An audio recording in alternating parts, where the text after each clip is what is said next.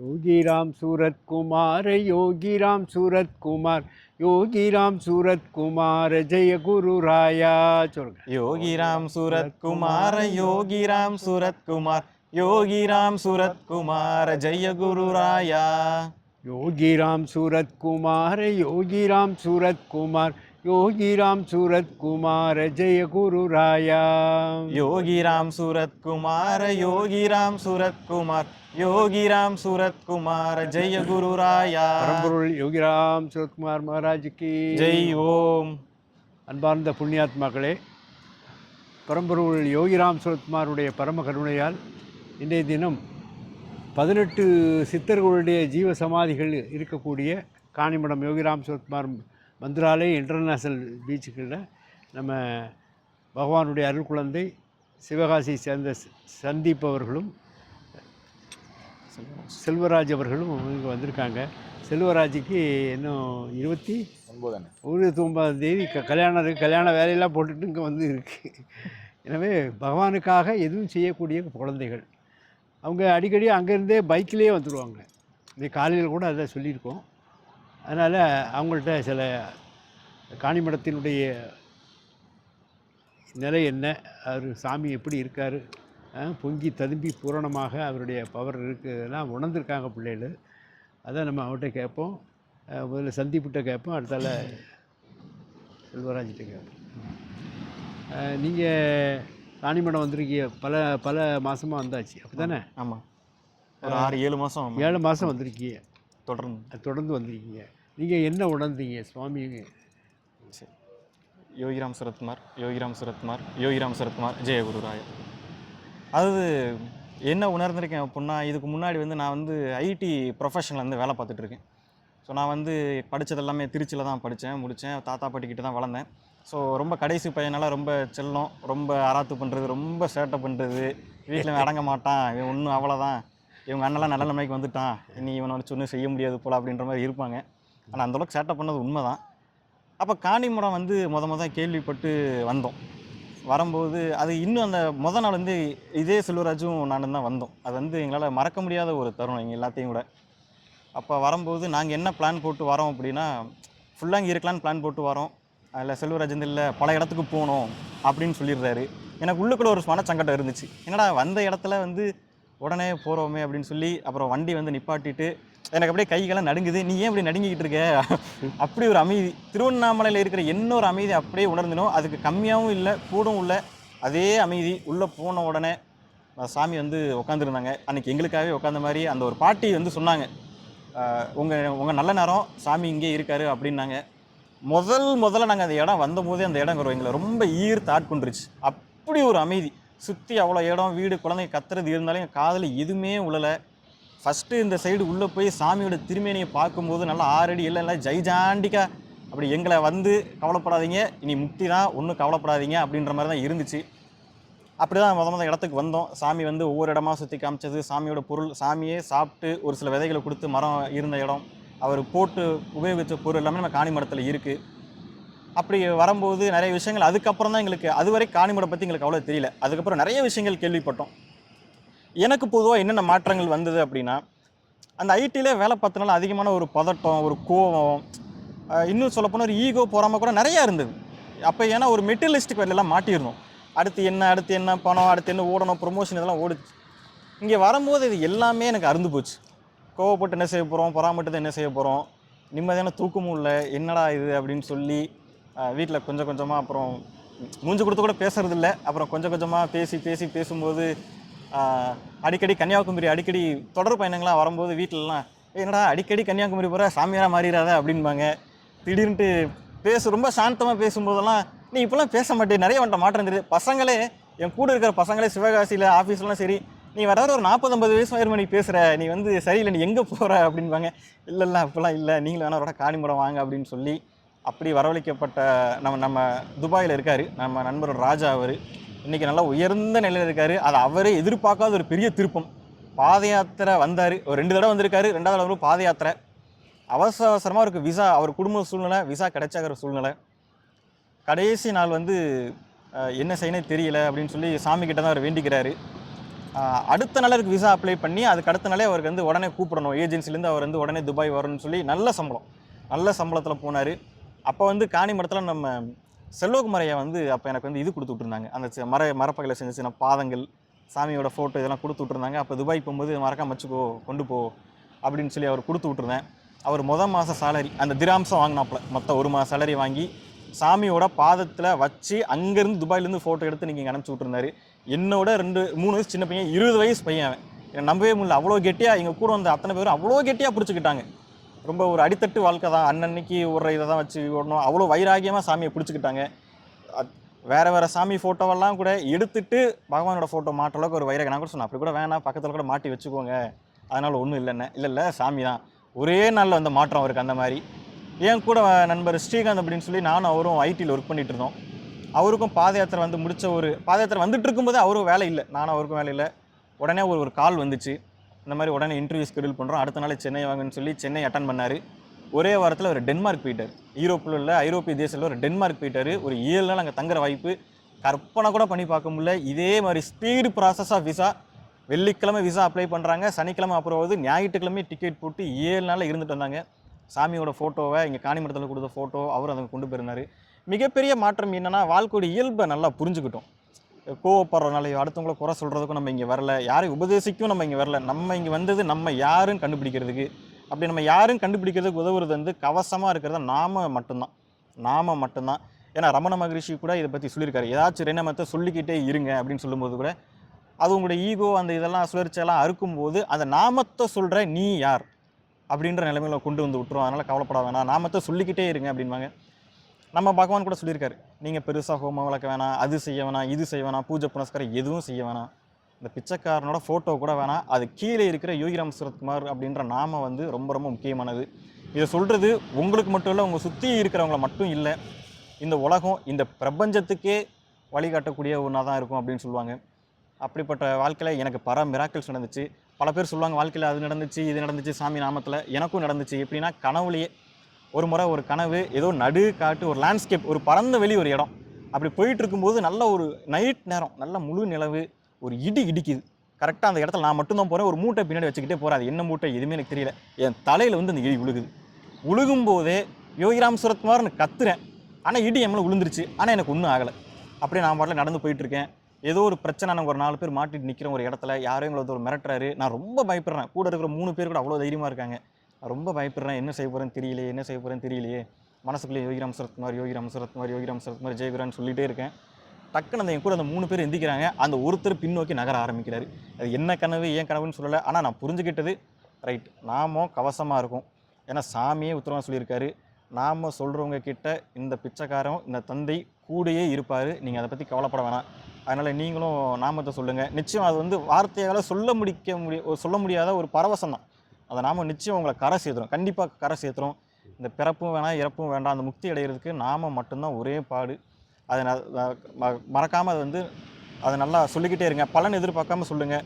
மனசு அளவு பார்த்து கவலை என்ன, ஏன்னா சாமி சொல்லுவார் மனசு அளவு பார்த்து நினைக்கணும். நாக்கு வந்து நாமத்தை தொடர்ந்து சொல்லிட்டு இருக்கும்போது நல்லா கெட்டியாக பிடிக்கும் போது அது சித்திச்சிடும், ஒரு நாள் கண்டிப்பாக சித்திச்சிடும். நிச்சயம் காணிமடம் நீங்களும் வாங்க அப்படின்னு சொல்லி இதோட முடிச்சுக்கிறேன். யோகிராம் சரத்குமார் ஜெயகுரு. அப்புறம் நீங்கள் இங்கே வந்து உள்ளே என்ட்ரி ஆகும்போதே உங்களுக்கு ஒரு பீஸ் ஆஃப் மைண்ட் கிடைக்கும். உள்ள சுவாமியை போய் விக்கிரகத்துக்கு முன்னே சுற்றி வந்து நீங்கள் முதல்ல வரும்போதே பண்ணீங்க. ஆமாம். அப்போ சுவாமியை பார்த்த உடனே உங்களுக்கு என்ன ஃபீல் ஆச்சு? பேச்சு மூச்சு என்னென்னமோ கேட்கணும், என்னென்னமோ வந்து இது கேட்கணும் அது கேட்கணும்னு வந்தோம். டோட்டல் ஷடவுன் பண்ணி விட்டார். அது அவரையே தான் பார்த்துக்கிட்டே இருக்க தோணுச்சே தவிர என்ன கேட்கணுன்றத வெளியே போய் ஐயோ இது கேட்கணும் அது கேட்கணும்னு நினச்சோமே, வேலை வேணும்னு கேட்கணும்னு நினச்சோமே, அது வேணும்னு கேட்கணும்னு நினச்சோமே, எல்லாமே மறந்து போச்சு அப்படின்னு நினச்சிட்டு இருப்போம்.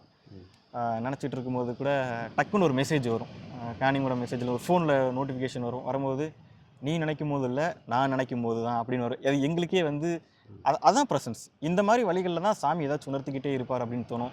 அங்கே போனாலே எதுவும் கேட்க தோணலை. கேட்கலனாலும் ஒன்றும் பிரச்சனை இல்லை, நம்ம என்ன இங்கே வர வச்சது அவர் தான் இல்லையா. நிச்சயம் நமக்குள்ளே என்ன இருக்குன்றதை கேட்டு நிச்சயம் எந்த ஒரு பிசுறு இல்லாமல் கனகச்சிதமாக அதை நிச்சயம் நிறைவேற்றி கொடுப்பாரு. அந்த அமைதி இன்னும் என்னால் வார்த்தையில் சொல்லவே முடியல. அப்படி ஒரு அமைதி எப்போ வந்தாலும் இங்கே பெருசாக மனம் பெருசாக அலைகளை. ரொம்ப இதெல்லாம் வேண்டுமா வேண்டாமான்னு ஒரு பக்கம் வருது. ஒரு விஷயம் வந்து ஒரு வாங்குகிறோமோ அது முதல் நம்மளுக்கு தேவையா, நம்ம இங்கே இருக்கோம் இப்போ இந்த நிமிஷம் மட்டும்தான் வேறு எதுவும் தேவையில்லை அப்படின்ற மாதிரி ஒரு பரவசம் தான் மனசில் எப்பயுமே இருக்கும் இன்னைக்கு. அதேபோல் நேற்று இரவு வந்து இந்த கடற்கரையில் காணிமடம் மந்திராலய இன்டர்நேஷ்னல் பீச்சில் வந்து இருந்தீங்க. ஆமாம் நீங்களும் செல்வராஜும். ஆமாம். What you feel? அது உண்மையிலே ஒரு பெரிய மிராக்கிள் நடந்தது. போன முறை 18 பாருங்களேன், ஒரு ஜீவநதி அப்படியே ஓடி போய் கடலில். ஆமாம். அப்போ வந்து நேற்று காணிமடம் வந்திருந்தோம். போன தடவை காணிமடம் வரும்போது எனக்கு மட்டும் ஒரு வாய்ப்பு கிடச்சிது. எப்பயுமே 3 பேர் 2 பேர் வருவோம். அப்போ நாங்கள் தனியாக போனோட வர வாய்ப்பு இருந்தனால சாமி என்னை கூப்பிட்டு போய் இந்த இடம் தான் அந்த குமரி அன்னை இருந்த இடம், நம்மளோட பராசக்தி அவசரமான மாயம்மா அவங்க வந்து இங்கே நடந்த இடம் அப்படின்னு சொல்லுவாங்க. உடனே எனக்கு ரொம்ப சந்தோஷம். இந்த மாதிரி இடத்த நம்ம நேரில் பார்க்கல, அவங்க இருந்த இடம் அந்த ப்ரெசன்ஸ்லாம் இருக்குமே அப்படின்னு அவ்வளோ சந்தோஷம் எனக்குள்ளே இருந்துச்சு. அப்போ இதெல்லாம் வீடியோலாம் இவங்க ஃப்ரெண்ட்ஸ்லாம் எல்லாம் பார்க்கும்போது எல்லாருக்கும் நாங்களும் அடுத்த கண்டிப்பாக இதுக்காகவே வருவோம் அப்படின்னு சொல்லிட்டு வந்துட்டோம்.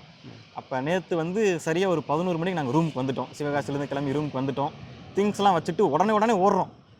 எங்களுக்கு அது இன்டர்நேஷ்னல் வாட்டர்ஸ்னால எங்களுக்கு ஒரு சின்ன பயம்.